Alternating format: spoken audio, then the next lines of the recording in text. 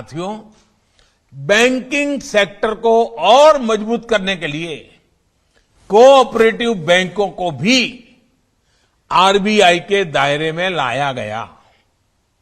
इससे इन बैंकों की गवर्नेंस में भी सुधार आ रहा है और जो लाखों डिपॉजिटर्स हैं उनके भीतर भी इस सिस्टम के प्रति विश्वास मजबूत हो रहा है।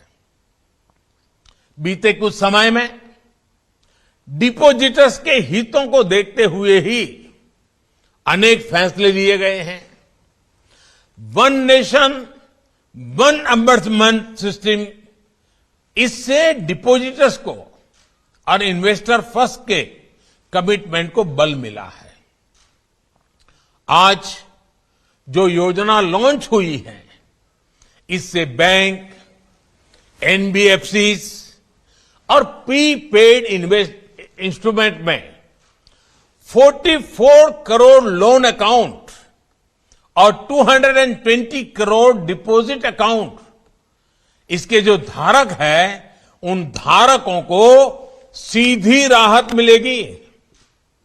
अब आरबीआई के द्वारा रेगुलेटेड सभी संस्थाओं के लिए खाता धारकों की शिकायतों को दर्ज करने, ट्रैक करने और मॉनिटर करने का एक ही प्लेटफॉर्म होगा। यानी शिकायत निवारण के लिए खाता धारक को अब एक और आसान विकल्प मिला है।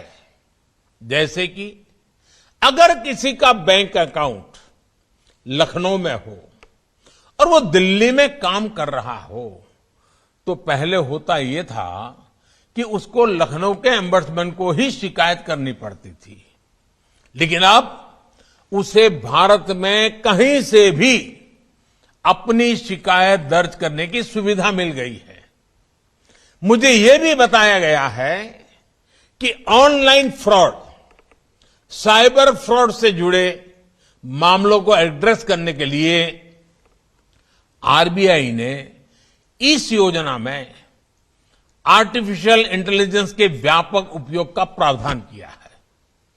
इससे बैंक और जांच करने वाली एजेंसियों के बीच कम से कम समय में बेहतर तालमेल सुनिश्चित हो सकेगा।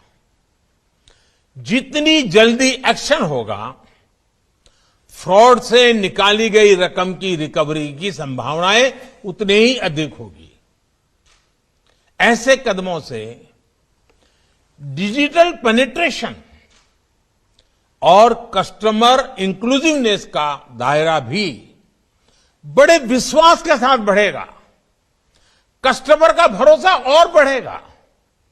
साथियों, बीते सालों में देश के बैंकिंग सेक्टर में, फाइनेंशियल सेक्टर में इंक्लूजन से लेकर टेक्नोलॉजिकल इंटीग्रेशन और दूसरे रिफॉर्म्स किए हैं।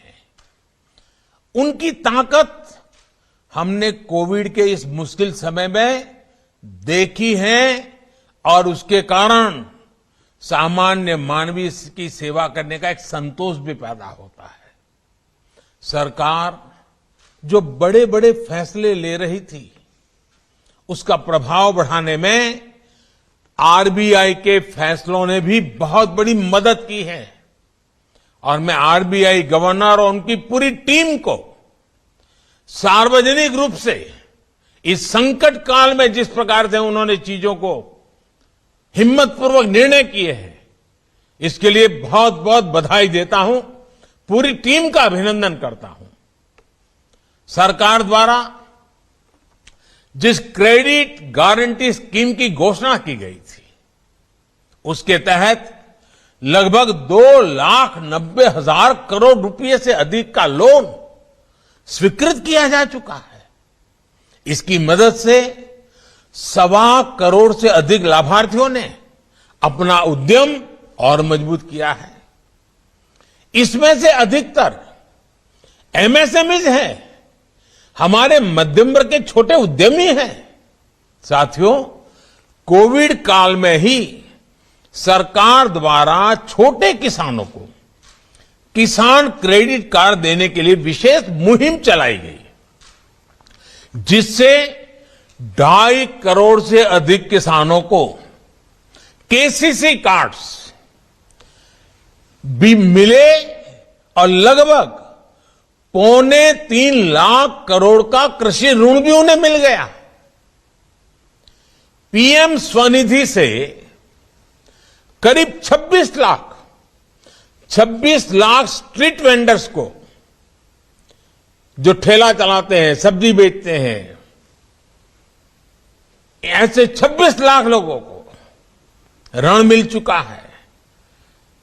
और आप कल्पना कर सकते हैं, कोविड का इस संकट काल के बाद 26 लाख से ज्यादा हमारे स्ट्रीट वेंडर्स को इतनी बड़ी मदद मिल जाए, कितना बड़ा उनके लिए संबल हो गया। इस योजना से उन्हें बैंकिंग सिस्टम से भी जोड़ दिया है। ऐसे अनेक इंटरवेंशन ने गांव और शहरों में आर्थिक गतिविधियों को फिर से शुरू करने में बहुत महत्वपूर्ण भूमिका निभाई है।